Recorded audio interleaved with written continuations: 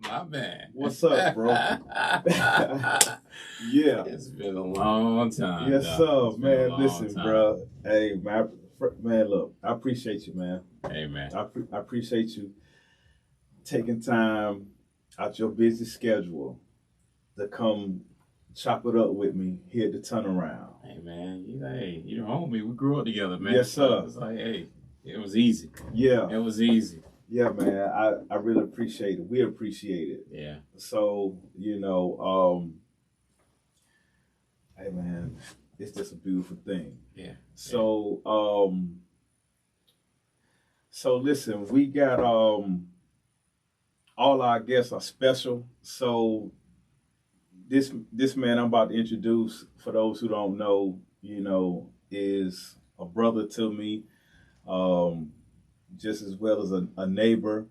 And we go back, like convertibles. So, put it like that. Had a little fun with it.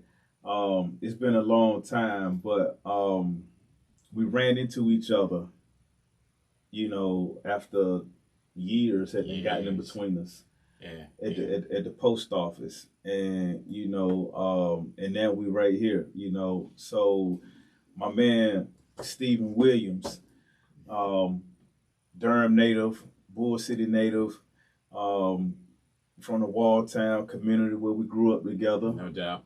Yeah. Right? Yeah. So, like I said, man, I appreciate you being here. Man, thank you. I appreciate you, man. So, definitely. For those who don't know, bruh, just introduce yourself to those who don't know. Well, let me just first appreciate you for bringing me on the show. Steve Williams, Bull City, born and raised in Walltown. I mean, it is. Went to Hillside, class of 92. Shout out to class of 92. Yeah. So, I just, man, it's just Durham, man. It's just Durham, man. This show and what we're going to talk about tonight is epic. And just to let people know, Squirt learned all his moves from me. I'm just put that out there before we start going. But no, seriously, he perfected the game. I know he liked to throw out the 2-5-2, but the 9-1-9 raised him. So right. That's right. On that court. That's right. But no, seriously, he basically, man, deserves it. So I'm gonna give you your flowers because you took it to another level. And appreciate that. We followed your career. We knew you overseas playing ball. That's what's up. And Walltown respected that. That's what's up. Definitely, next community event we have, need to be there at Walltown Recreation Center. So yeah, love to be there. Yeah, but it's a full circle, man. Right. It's full circle. Right. Exactly. Yeah, it's a full circle. Exactly. So I'm excited to get this thing going, man. Yeah, man. I'm excited to have you here, man. It's we didn't know it at the time, but it's a long time coming. Yeah. It's a long time coming. You know doubt. what I mean? So let me ask you this. Let's talk about the origins, the beginning. Wow. Okay. So we're gonna go back to Walltown. We're gonna go back to the early '80s. Wow. Okay. So man, '80s, we had a ball. We had a ball. It was rough. Right. But I always like to say we found some sense of peace in our chaos. Right. And I live with that. We were raised hard, man. Yeah. And that's Walltown's just a blue collar neighborhood.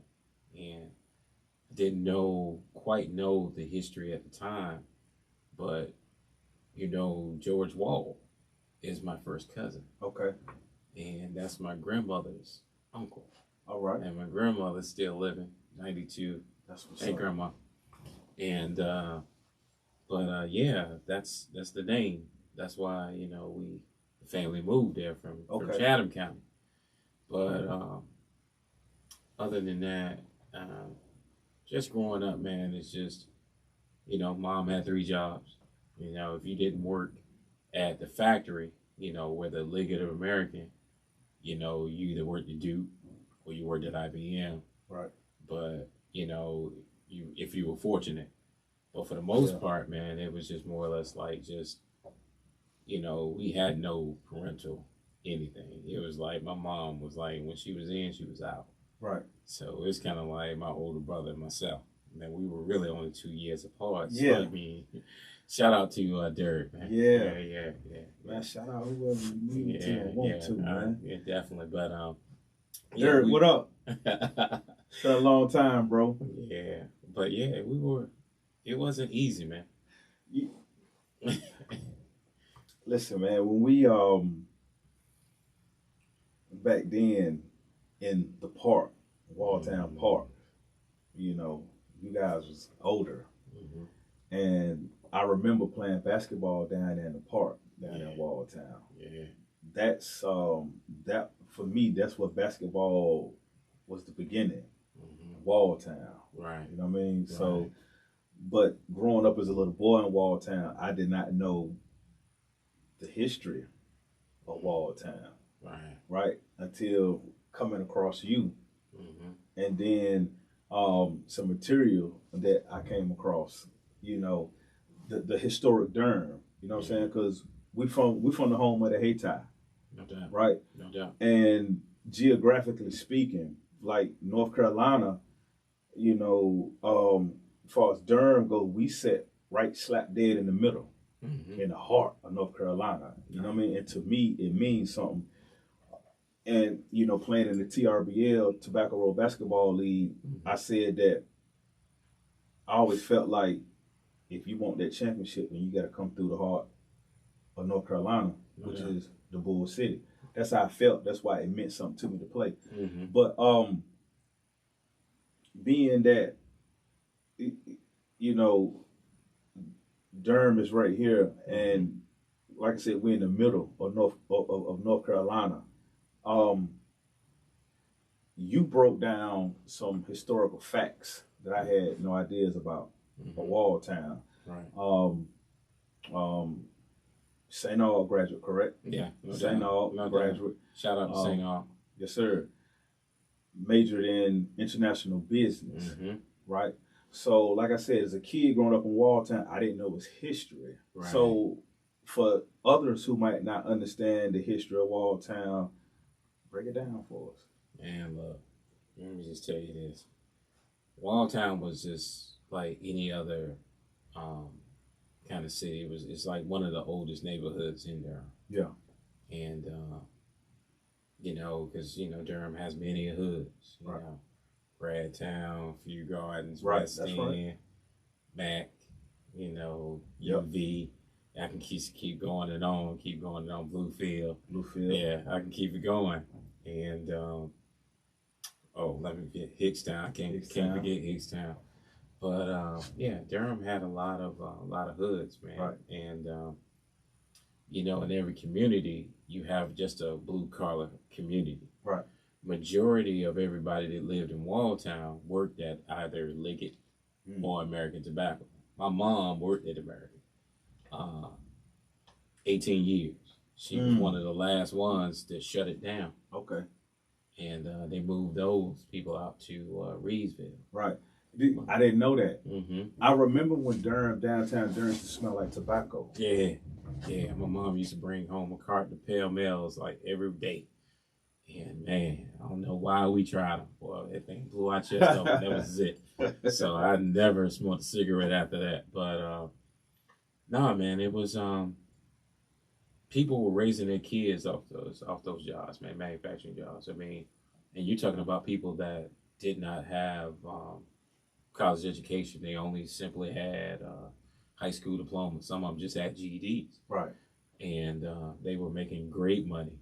Sending their kids to school, buying their kids cars, all that stuff, man. So it was a lot of things going on, but behind that there was a lot of there was a lot of things going on that was just not unsavory, especially for a kid to be around.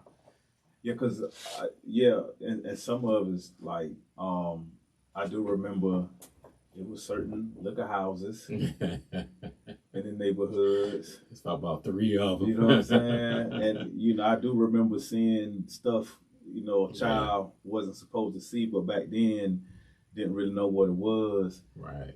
You know, and then soon later in life, you know what it's about. You know, You know what I'm saying? right. So, you know, but Walltown is a historic community. Right, right. You know, Durham, North Carolina is a historic state. City, no doubt. Rich. No doubt. You know what I'm saying? Rich in heritage. history. Right. You know, 13 colonies. You know. We played church league basketball together before either one of us, you know, competed in the school system. Yeah, St. John's. Right, St. John's Baptist, right down Onslow Street. Right, right. You high school track and field athlete, and football player. Yeah. I dabbled in basketball. I say dabble. I played basketball, man, just to not run indoor track. That was my protest to Coach Blunt. you know what? Right. You know, jogging my memory. I do remember when you ran track. Yeah. I did. Basically, track was my thing, man. You know, track because I started off Durham Stratas. Shout out to Durham Stratas when I was 5 years old. Okay. And it was because my mom wanted to get me out of the house. Right. I was doing too much. Okay. And she had to burn some of that energy off. Yeah. So she took me out to Durham Stratas, but you know, at 5, you running against 6 or 7-year-olds. And they were like, well, if he's gonna run, that's when Durham Stratas used to have the tryouts at Shepherd Middle School. And yeah. So you go down there. Yeah, exactly. So you go down there, drop a kid off, see if they, you know, see what they can do. That's right. And hey, I went out there and did my thing. My mama told me before she dropped me off, she said, "Don't lose." Yeah. And brother was like, he got this. Yeah. So yeah. Yeah. That was it. From there, that was me. It was home from that point. Yeah. Football, I only played because I wanted to be better than my brother. You know, there was a competition with me and him. Right. It was more or less like he was a football, basketball, and baseball player. And I was a football, basketball, and track. Okay. So I'm sitting here like, yeah, okay. It was a competition thing with me and him, like serious. Right. Still to this day, that's like, what's up. But it's funny though, man, because now that I look back on it, it's so many things that we could have done together if we weren't competing the way we were competing against each other, and that just. And we talked about it, we laughed about it, but it's true. It was just like we were just highly competitive. That's right. Yeah, that's right. But that's Walltown made us that way, though. Right. Yeah. Because you remember it wasn't no fouls at Walltown Park. It was like you got fouled, you ain't no blood. Yeah. It's like okay, you good. Right. That's no foul. Right. Keep balling. Broken bone? No. All right. Well, no foul. So that's what it was. Yeah, man. Yeah. Man, I remember coming to the park, man, and y'all, y'all dudes is out there, balling and hooping all day long. And like I said, we was playing for the church league. Y'all was putting in work. Yeah, because y'all was in the older league. We in the older league, and we was behind you guys. You know what I'm saying? So so we was watching. Yeah, we were. I mean, basically, man, we just transitioned from what we were doing on the court. I mean, we ball every day, right? And to me, it was exercise. Right. Did my thing. I wasn't great standout, anything like that in basketball. But for me, it was just more like I was just fast. It was like, hey, a fast speed. break, that speed is everything. Speed. That first step is a monster. Right. So, but other than that, it was just more or less like just trying to be, just trying to stay active, man. And trying to. I think we were all just looking for something because, I mean, be honest, we were all raised without, fathers. You were the only one of the few that had a father. And we looked at that, man. Yeah. It's like, but everybody else, they had no fathers, man. Yeah. That's the thing in our community. Fathers be absent from the household, and a lot of us by design. Right. You know what I'm saying? Mm-hmm. The trickery and the traps that's laid out here, the man manipulated, hardships that's designed, that's aimed at, the lion. So Yeah. you know, Yeah. we live in life on life terms. You know Yeah. what I mean? So we live in life on life terms, man. And I done learned through the years at my young age. Right now, 47. Young age of 47 is I just take the good along with the bad, and I'm happy, bro. I wake up breathing. Right. I'm superb. Right. So right. And that's how you're supposed to be. Right. it's Right. cause we come a long ways. No doubt. You know what I'm saying? We come a long ways. No doubt. Now, so how did you get into international business? Man, look, I would say that's by default, literally. I was in college, man, and I didn't know that when I got my scholarship, St. All, that track started 2 weeks before school, and it ended 2 weeks after school was out. So when I came, I was training. Yeah. And I was like, okay, yeah, class. It's kind of like, and my major was CIS. Okay. I'm like, that's what it started off in. And CIS? Yeah, computer information systems. Okay. Yeah. So basically I was going, and I'm going to class. I'm working. I'm in, on the campus, going to Cheshire. I'm going to the lab. Dr. Shempy, shout out to Dr. Shempy. That's what's up. Basically, he was like, yeah, we got to do this program. He put the program up, so we got to go out and do it. Turn it in. The next morning we have to send it to him, email. Okay. So, man, I wasn't leaving that lab till like 3 a.m. But, okay, you got track practice at 8. Because we got to go stretch, do all this other stuff. We got things, work out. We got to hit the gym. So I got to get home. I made back to the room. I got to go lay it down. Yeah. Then I got to get up, hit the weight room. Right. Then go to my, early morning classes, all this stuff. So, all that stuff was running together, man. Yeah. And it got to a point where I was like, student athlete. Yeah, student athlete. Serious up. And Coach Williams, he made you, he realized that. Shout out to Pup on that. And he really took care of me, man. But he was like, look, you're here for a reason. Yeah. He said, you just ain't here to run. He said, you're here to go to class. So make sure that you handling your business first, and then you handle business out here. So I had to make a decision, man. I told Dr. Shempy, I said, look, man, I love CIS, but I can't be in this computer lab 3 o'clock in the morning, man. I gotta lay it down. Right. He's like, oh, you're so good. I'm like, yeah, but guess what? It ain't showing up on that track. I'm burning the candle at both ends, and something ain't working right. Right. Yeah. So, needless to say, man, Dr. Manuel Reese Jaffa, he's a St. Aug grad. He came back. He brought the actual international business curriculum to the school. Okay. Shout out to Dr. O. He's a political science chair now at Central. Okay. And so he brought it in. He did a presentation about it. And, we were at the forum, and I fell in love with it, man. And I'm like, look, what do I need to do? I got all these credits. Right. What can any transfer? Dude, when he told me, he said, look, 2 of your credits can transfer. I was like, what? I mean, literally, this is my junior year. And how many you say you need to transfer? No. You said just 2 of them you could transfer. Two. It's 2 of my courses that I could transfer. That was like total 6 credit hours. Okay. But I'm like 50-something credit hours, and it was like I'm sitting back like, so summer school, I had to take some of them in summer school at St. Aug, and then I had to make up. So I had to. Anyway, it extended my stay like a year and a half. Okay. So I was like, look, whatever I got to do, I got to do. Right. So I ended up doing it, man, and I loved it. I fell in love with it more and more because it was just letting me know about world news. Right. Okay. Getting me focused about business, international world news, man. Thinking about things and just understanding how everything happened outside the U.S. Right. Trade, commerce, right, all that stuff, supply chains, logistics.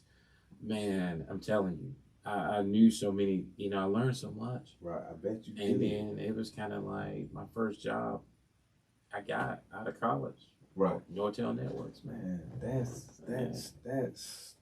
Yeah, man. That was, and I mean, I cherish all that, man. To having that wherewithal, that moment of clarity to say, Steve, this is where you need to be uncomfortable. Right. So that was for me. That was my first uncomfortable moment when I decided to, I got all these credits for CIS, but Yeah. I got to go to something that's gonna help me be productive. Yeah. Not only in society, right now, Right. but also I got to be able to do this track thing because that's what I'm here for. Right. Yeah. But you was focused and you was goal oriented and you was there to conquer, your goals, and springboard to where you need to be. And the life of a student athlete, it isn't for everybody. No. You mentally, we just can't be frivolous. No. A lot of people can't balance the academics, Right. studying along with the physicality, Right. you know what I'm saying, that come along with playing sport on the college level. Right. You know what I mean? So, it's we make it, some of us make it look easy. Yeah. It's not. It is nowhere means by easy because the focus that it takes, the will. Right. And that means even when you having personal things going, like, I had a lot of personal things going back on in that home. Right. When I was in school, especially with my mom. Yeah. And, shout out to my mom. That's what's up. And it took a toll on me, man. Yeah. And it just, I thank God for my angels that were at St. All right. My ladies in financial aid who kept me close. They were my mom. That's what's up. And definitely Coach Williams was my father figure, kept me straight. But man, it was times, man, I just wanted to call it and just come home. And I'm telling you, man, Durham is that community, man. It was like, because I know dudes that were that was in these streets, and they saw me when I went off to college, and they used to come up to Raleigh a lot, go to either Plum Crazy, and they used to see me out, Yeah. And they was like, because they used to call me Lil Williams. What's up, Lil Williams?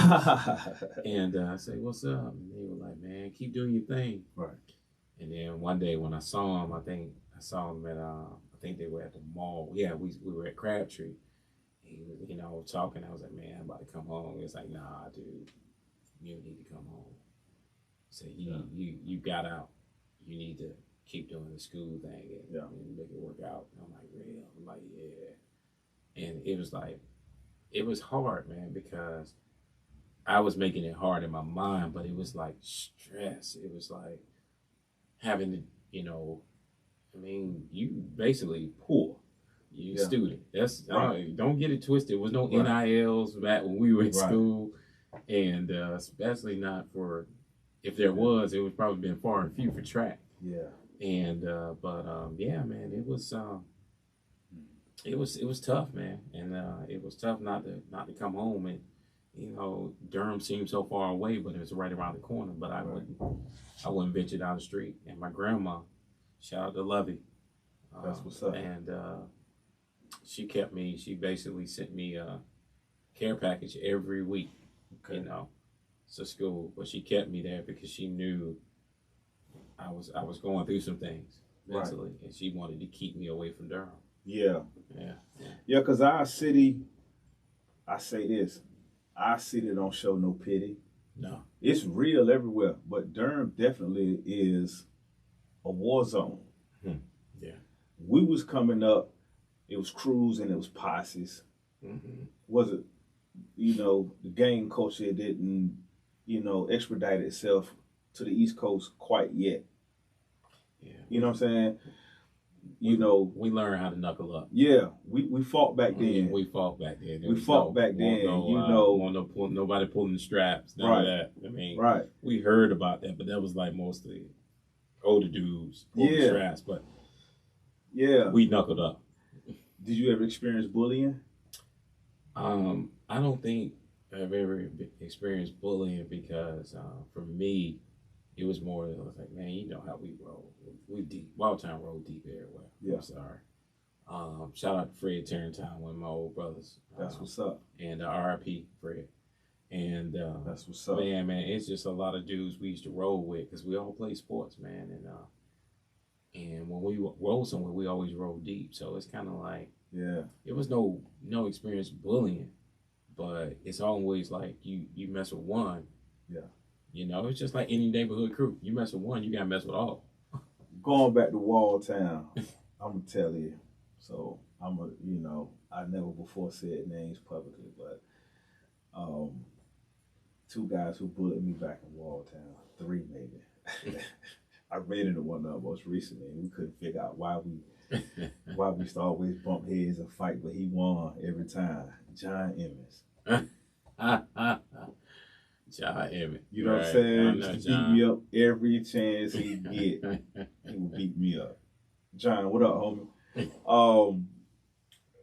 And we ran into each other as adults. Right. Ain't seen each other since, probably the 80s, 89. Mm-hmm. You know what I'm saying? And we ran into each other in like 2020 something. But anyway, and we both was like, well, he was like, man, why we used to fight all the time? I was like, cause you try to bully me, that's why, and I won't hand that. You know what I'm saying? But he used to win every single time. But you kept fighting though. Oh yeah. See, on that's site. The whole thing. On site. On site. But that's what it is. Though. On site. You ain't put like this. Everybody ain't gonna win every fight. That's right. But the thing about it, you live in the fight another day. Right. Unlike now. Yeah. So, but that's how we work. Right. And that, to me, I kind of think it made us men. Right. Because it let us know how life was gonna be. Yeah. Tough. Life is tough. Yeah. And that's what I said, we were raised that way. Yeah. You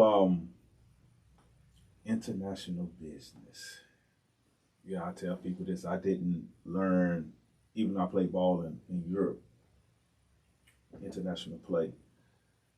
And I didn't understand the business side of things, which is sports law, especially from an international standpoint. No doubt. You see what I'm saying? No doubt. So a lot of people don't understand that the business side of things come into play also. Mm-hmm. So when I seen that you majored in international business, I was like, man, this brother here been busy.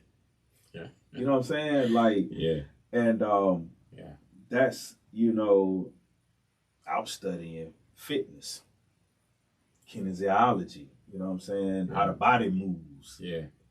But in college, and you study in international business, like you said, logistics and things like that. Mm-hmm. I don't know statistical facts. Like how many of us get into international business.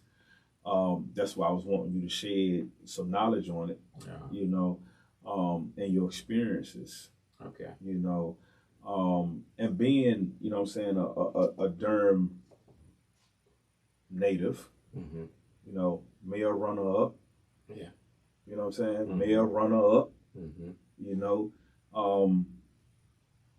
You got some wisdom upstairs in their head and some experience upstairs in their head. Yeah. So whatever you're comfortable with sharing with us,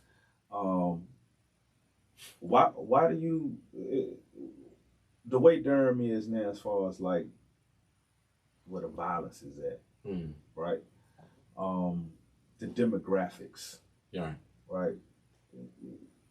How do you feel about Durham right now and our energy right now as far as the gang violence?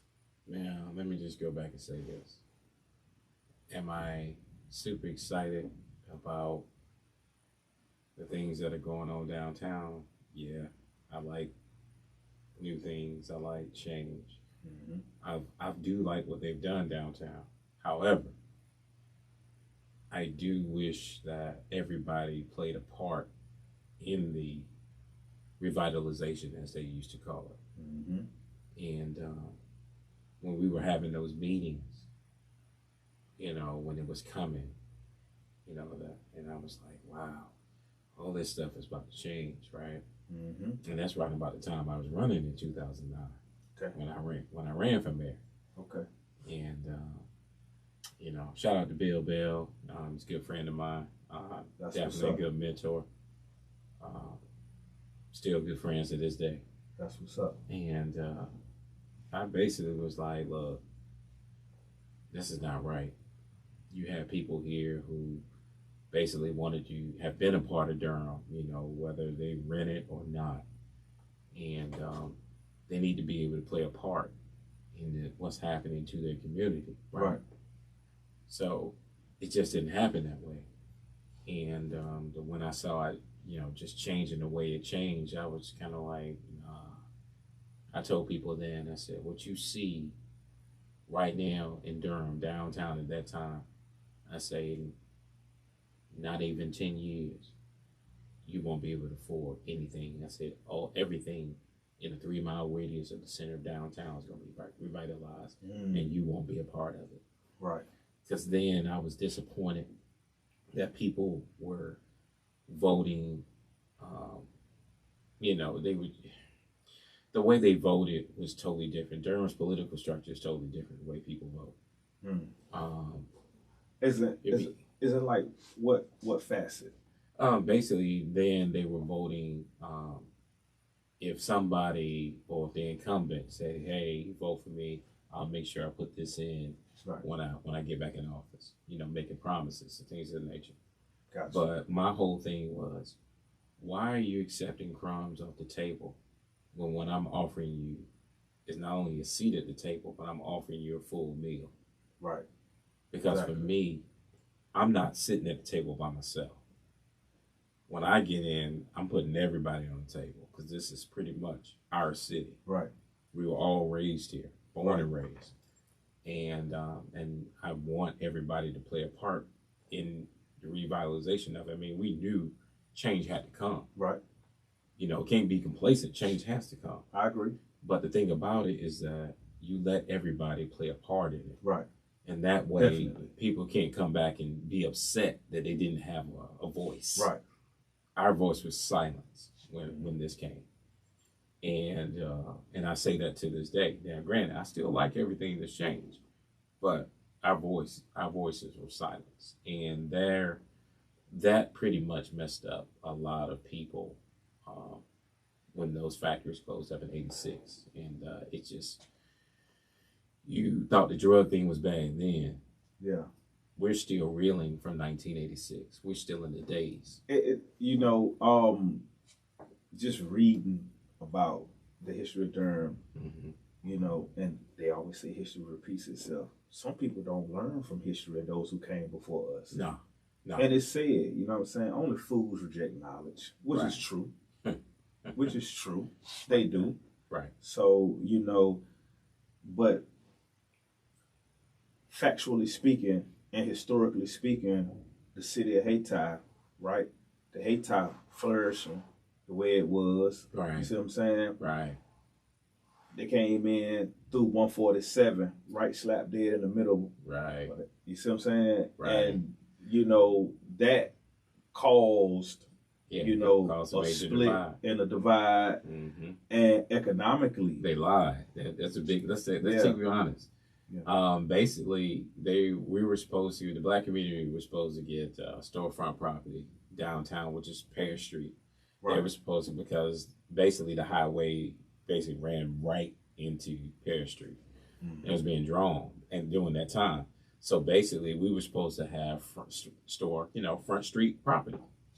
So whenever the business council voted to, let them put the 147 through, basically when they got finished and they went downtown, and business owners went downtown to look at their, supposed shops. Right. Your shops are in the alley, away from the frontage of the street. Wow. So it's like all those lies that happened, and that's why you see Austin Avenue still looks like it looks now because of those lies. I mean, if you really look at it, Fayetteville Road, what looks like, what's up? Shout out to Phoenix Square. Shout out to the Hesters. That's what's up. That basically was Hayti. And that marker, and I still say this today, and I'm just going to openly say it, the marker that's on Paris Street, that marker needs to be right there where Hayti Heritage Center is in Phoenix Square. That's right. That's right. That's where Hayti was.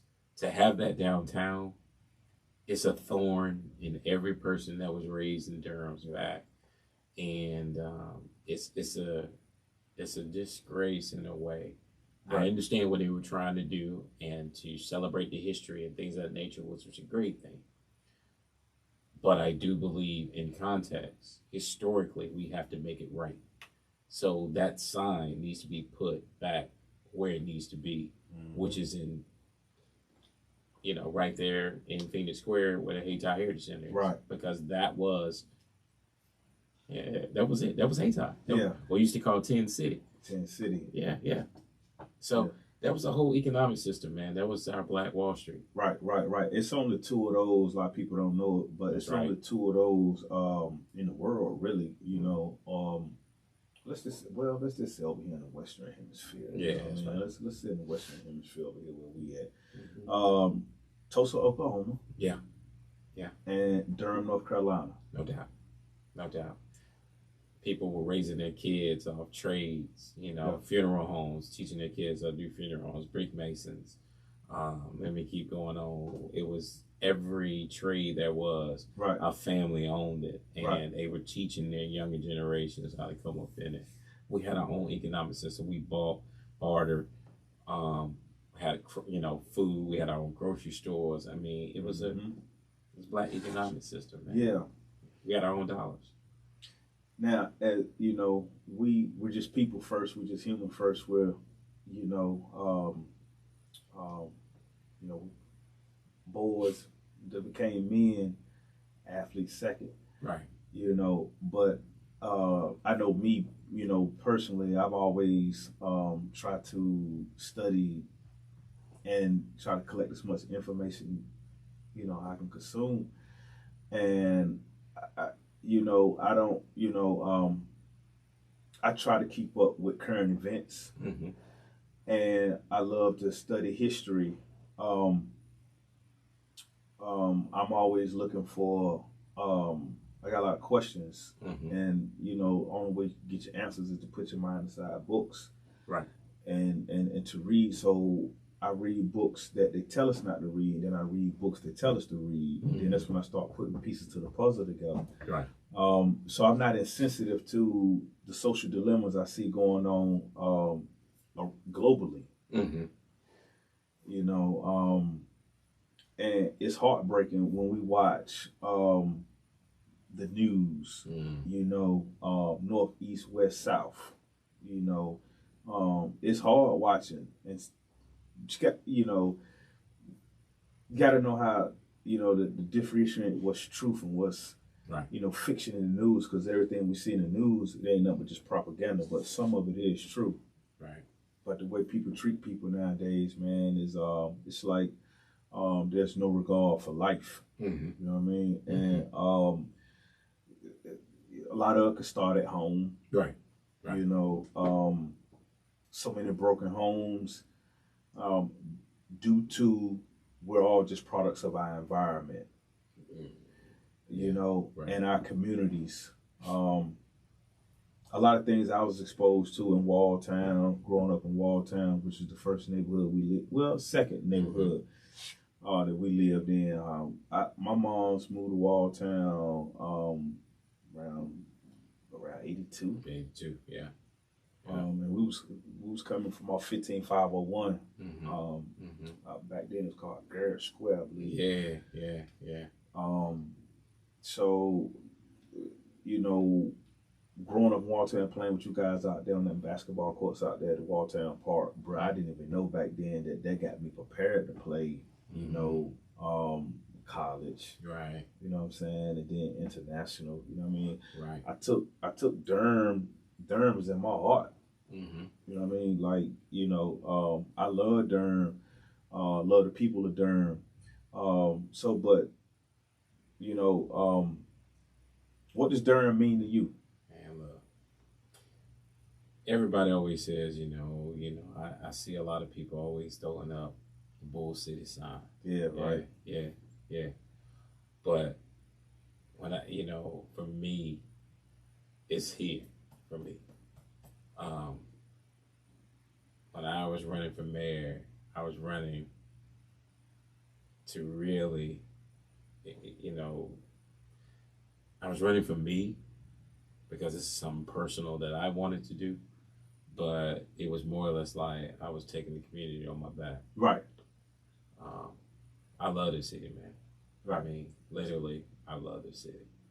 And there is nothing, and I wouldn't do. I mean, I'm the longest ever serving chair of the Workforce Development Board. Okay. I served from 2010 to 2021. My son was born in 2010. 2010. And when I got off the board in 21, he was 11. Okay. So all that time, man, I was serving, and I served at, I mean, job. Yeah. I was meetings, putting things in the city. I did the first ever adjudicated individual job fair. Okay. We had about 600 applicants to sign up online, and we had 1,200 people to show up the day of the event. That was the biggest job fair for adjudicated individuals, basically people who had served their time, they were off probation. And man, that's big. We had companies, man, that came, and shout out to all the companies. I can't remember all of them, but that showed up. We did have some disappointed companies in it, but those companies said, you know, we had them color coded. These are the companies that will accept certain things in their background. Okay. And people would, you know, some people were able to get jobs that day. Some weren't. There were long lines. I was mildly happy, but I was happy that we had it. But at the end of the day, I felt like I was doing that for the community, because I know there are a lot of people that I grew up with that needed these jobs, man. Right. And see, for me, anything about this city is more or less like I'm doing it because I don't care who you are. I probably know your mother. I probably know your brother, your cousin. I know somebody in your family. Right. And people were reaching out to me. I never get people reaching out to me online, like, hey, my cousin about to come home, man, looking for stuff. And I said, look, when they come home, hit me up. Now, some dudes I won't shout out, but you know who you are before they even came home. And they, you know, I was hitting them up. That's like, they had Facebook. That was crazy. They had Facebook accounts in jail. That's what's up. Yeah. So I was hitting them up. I was like, look, I know you're about to come home, but here's some things that you need to think about when you hit touchdown. Right. You need any help. The number's out there. Reach out to them. You know, and that was just basically because you had to reacclimate them. Right. You know, back into society. Some of them been locked up for years. Right. And, you know, I wanted to make sure that, you know, they weren't forgotten. Right. I mean, they did their time. They did whatever they had to do. They did their time. And now, okay, all right, take a deep breath, breathe that out. Now it's time to get back on the road and get this job and be a productive part of this community. I spent, I don't know if you know, but I spent time in prison back in the 90s. And looking back on it, it was where I deserved to be. It was necessary, and that world, being inside the belly of the beast like that world, I learned a lot. Right. You know, you got to think it doesn't stop. You're in there with, you know, convicted, you know, criminals for whatever they're in there for. You're never safe. No. You know, so I guess that's part of my personality too, that learning from that and there, like, I don't have a false sense of security. Right. You see what I'm saying? And, you know, I guess it is a part of me that's kind of like a walking, ticking bomb or something, because I stay loose, I'm ready to go any moment. I learned that being on a prison yard. You see what I'm saying? Like, no shank, no none of that. It's just, you know, I'm gonna let the left and the right, I'm gonna let it dance. Period. Right. So, you know, I'm comfortable with it. How do you feel about prison itself and the system? Oh, the system sucks. I mean, the system sucks. I mean, Tell let me. me go get the system sucks ass. Basically, it's set up for us to get in there, and that was my thing, man. Mm. That's one thing I wanted to curb is people going to prison. I used to go to school. I mean, go to kids' schools, have these tough conversations. My fraternity, we sponsor a thing called Brother to Brother. Mm-hmm. And we go to different schools, elementary. We start in elementary schools, Mm-hmm. and we tell them what it is, and we build character traits up in them, and we talk to them because we feel that if we start early by planting those seeds, Right. it'll grow in them, man. And but I think now it's to a point where you have kids, and it's a program that I want to start that I'm gonna try to bring it up to the school board, and because there's a lot of dudes out there that I grew up with, and what they want to do is they basically want to tell their story. They Right. dying to tell their story because they want to stop other kids from living the life they Right. live. And these guys, man, they did some serious time for some serious things, and it's a good program. I already see where it is and where Durham is right now. Yeah. I think the main thing is that when you have officials, and let me just be clear, and when I say officials, I'm talking about city councilmen, I'm talking about county commission, and I've already said this, I used to say this all the time in the campaign. If you believe that helping the city and helping the youth is pushing legislation in the office and not getting out to the communities, it's not going to work. I'm saying this to the new city councilman. If you believe that basically putting legislation and voting on things in City Hall will help these communities without you being there in those communities doing the work, Right. let me be clear to you, it will not work. It will not work. You're basically putting paint over a dirty wall. Wow. If you're not willing to roll your sleeves up, your time in your seat will probably be short. Yeah. Not only that, you need to understand something. It's not what you do when the cameras are on. Right. It's what you do when they're off. We're off.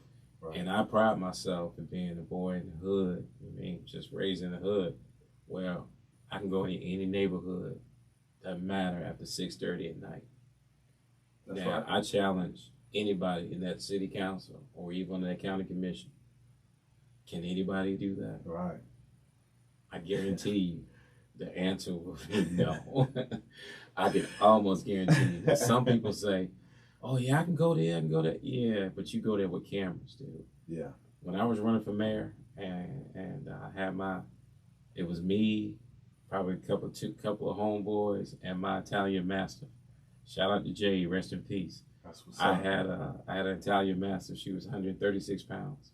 I used to take her with me when I went to certain neighborhoods. Right. Mainly because one, I hadn't walked her all day, so that was my exercise walking. And we're going I bet. when I was campaigning. Yeah. I bet.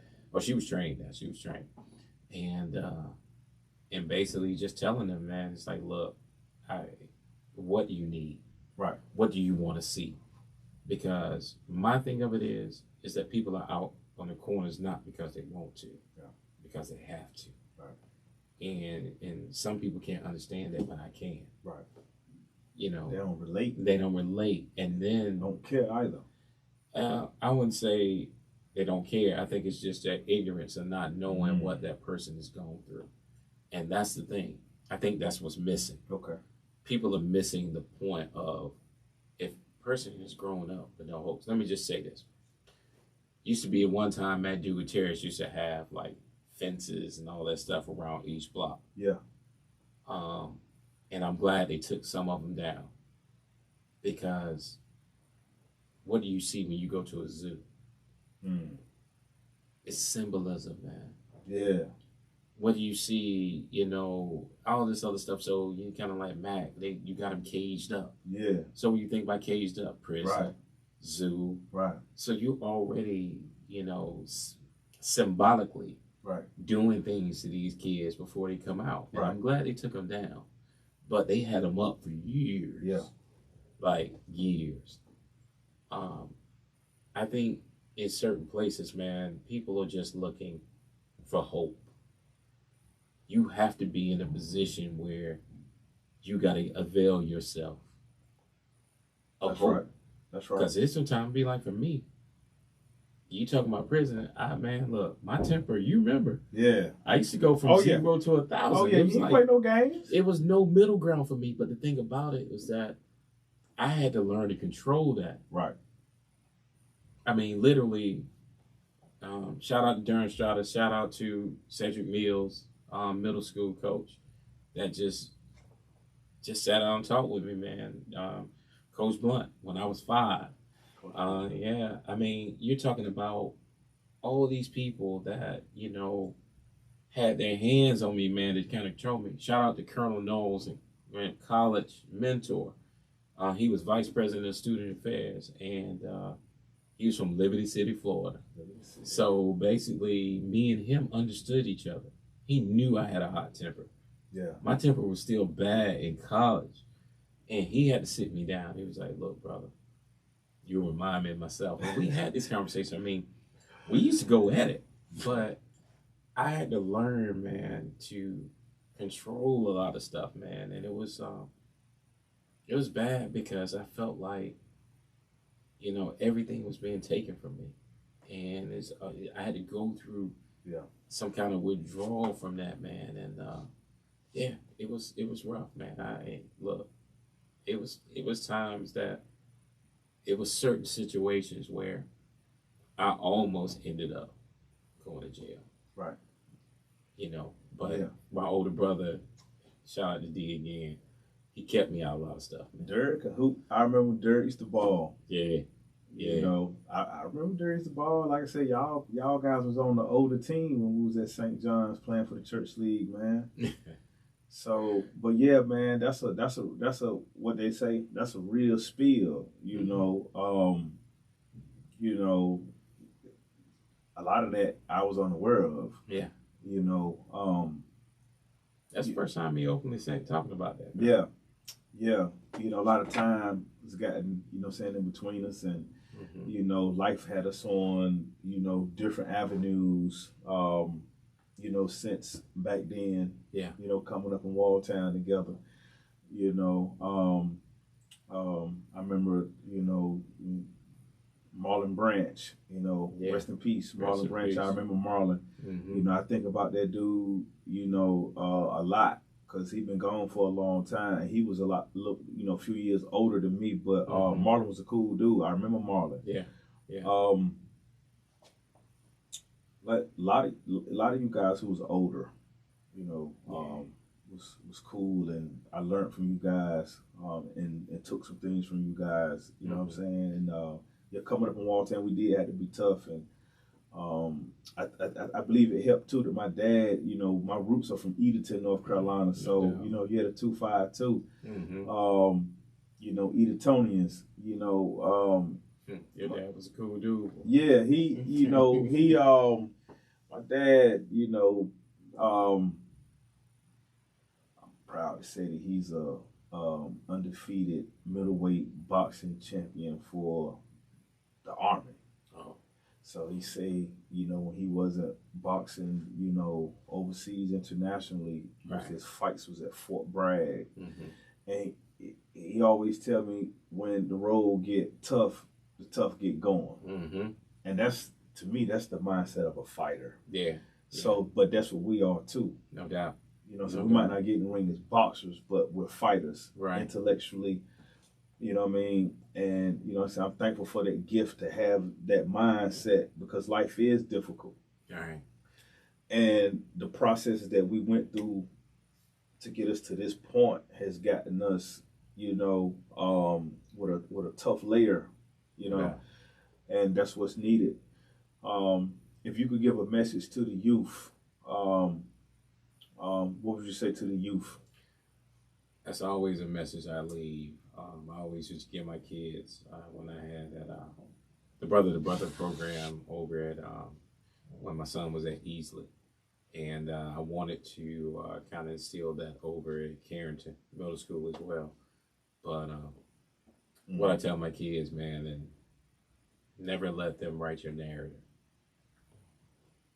And they were like, and you know, these kids are on it, man. They know narrative means story. Right. I said it doesn't matter where you start. You know, always remember where you start, but that's not where you can end. Right. You know, you can write your own story, but never let anybody else write it for you. Right. And I told them that, man. And I think for me, thinking about it now, that's all these kids need. Right. They need somebody that's gonna fight for them. Right. Some people don't have it at home. You know. True indeed. And you know, my mama wanted to fight, but she was fighting her own demons too. And it took me time to learn that, man, because I didn't understand that back then. Yeah. My mom was fighting some real stuff. Yeah. And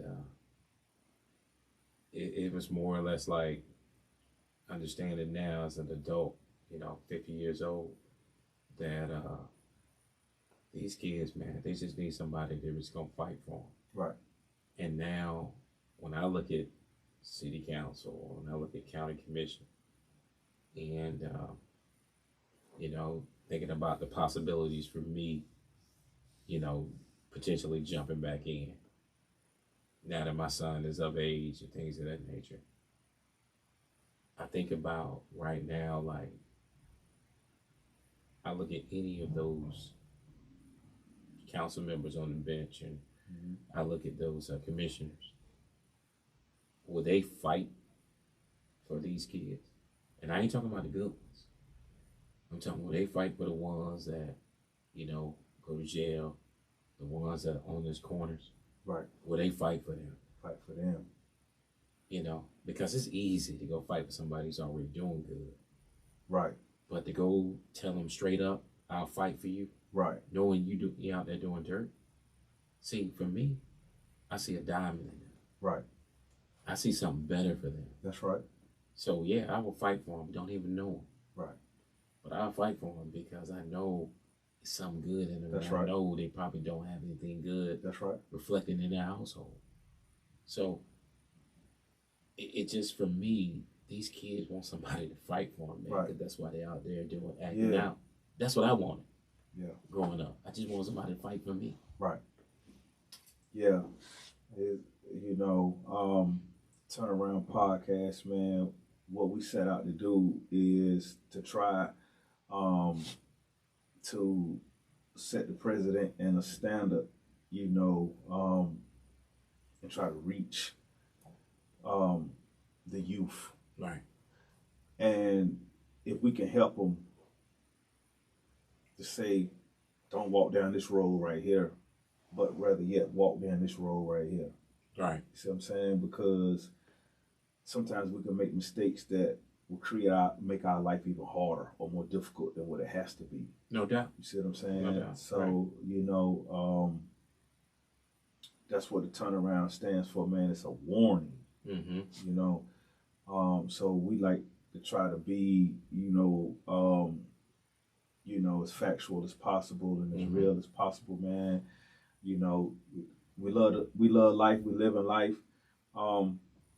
So, you know, we just 4 days from Christmas. Yeah, I know. You know, finna go into the year 2024. 2023 was a you know, so this is not a pleasant time of the year for everybody.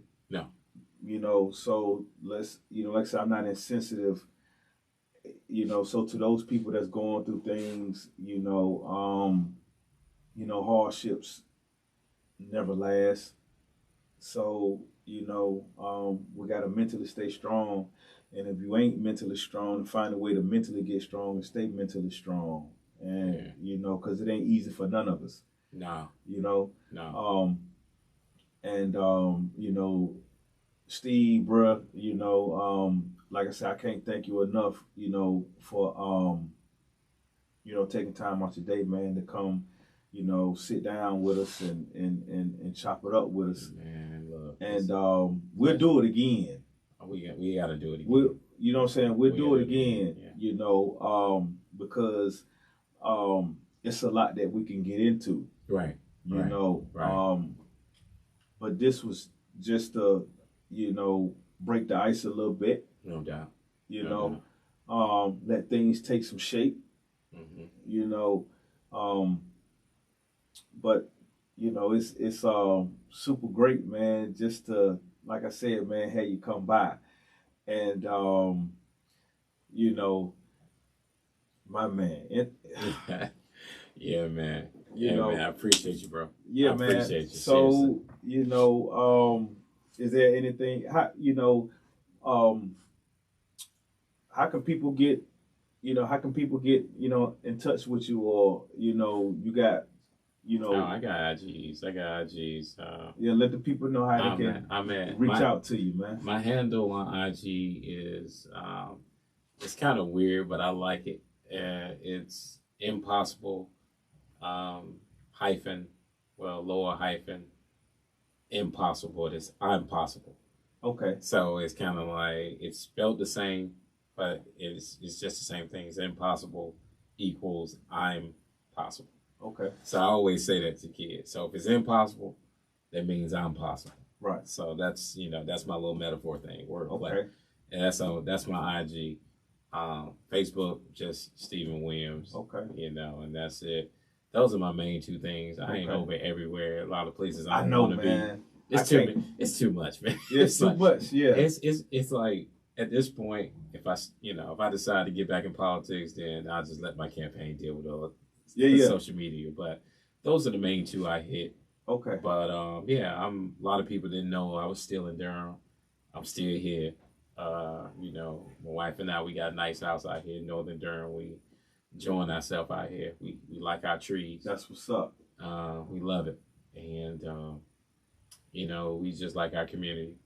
I think for the main reason is that we are a family. Okay. You know, that's why we both are still here in Durham, because of our families. That's what's up. And at the end of the day, we just want everybody to have that same feeling. Right. And like I said before, man, thank you. I appreciate it, and I definitely want to come back. Can't appreciate you enough, man. Anything else you would like to say to the people of the Bull City, and you know, outside the Bull City, who may be taking time? We appreciate everybody who be checking out the turnaround. Appreciate all the support. Appreciate the love, the messages. We appreciate that. You know, Talib Jasir, you know, we appreciate that. You know, we appreciate, you know, everybody that's been, you know, supporting and sharing the turnaround. But is there anything you want to say to those, you know, outside of Durham, along with Bull City, that may be listening, man? Is there anything, you know, else that you like to say? Man. Well, let me tell you, shout out to Bull City Kappas, Durham alumni. Yo, you know what it is. Shout out to my undergrad chapter, Gamma Omicron in Raleigh, St. All. Shout out to them. But more or less like Bull City, you know, I love all of y'all. Y'all know I do. We love y'all, Durham. Yeah, so we've been here. We're still here. Y'all still hit me up on Instagram. When your kids are graduating, I still, you know, put it, you know, sometimes people shoot out, say, hey, my kid graduating, you know, he got his little GoFundMe. I might do it anonymously, or I might just, you know, just give it and leave my name up. But y'all keep doing your thing, man, and keep putting those pictures out there, raising your kids, because for us, that's what it's about. It's time for the men to come back and stand beside their women and raise the kids, man. It's important. Whether you with them in a relationship or not, stand beside these women, man, because they've been carrying us for years. I got this picture on my phone, man, and I posted it on Facebook. I called them you know, people always say, well, one woman can't raise a man. Well, 5 women raised this man. Mm-hmm. And I posted it on my Facebook page, and people are you know, liking that. I said, but those are the women that, you know, good or bad, raised me. Right. And I wouldn't be anywhere near who I am right now without those women. No doubt. I'm with you. I'm with you. Those black women. Yeah. Those strong black women. The queen protects the king. No doubt. You know what I mean? No doubt. So, that's what's up. Yo, Mac, I know we probably, boiling down on time, but again, one last thing out there, everybody, man. I just want to say, man, let's get healthy and stay healthy. And let's keep being innovative. And, I can't appreciate everybody enough for checking out the Turnaround Podcast, and we got some exciting things coming in 2024. So put your seatbelts on, because it's gonna be a bumpy ride in a good way. So you know what I'm saying? I like Yo, that. we're gonna hit them in the head. We're gonna sock them in the head. I don't know if everybody gonna be ready, but we're gonna sock them in the head in 2024. Yeah. So I know everybody don't celebrate the holidays. And you got people who do celebrate the holidays. So however you do it, just exercise safety. I know I am. So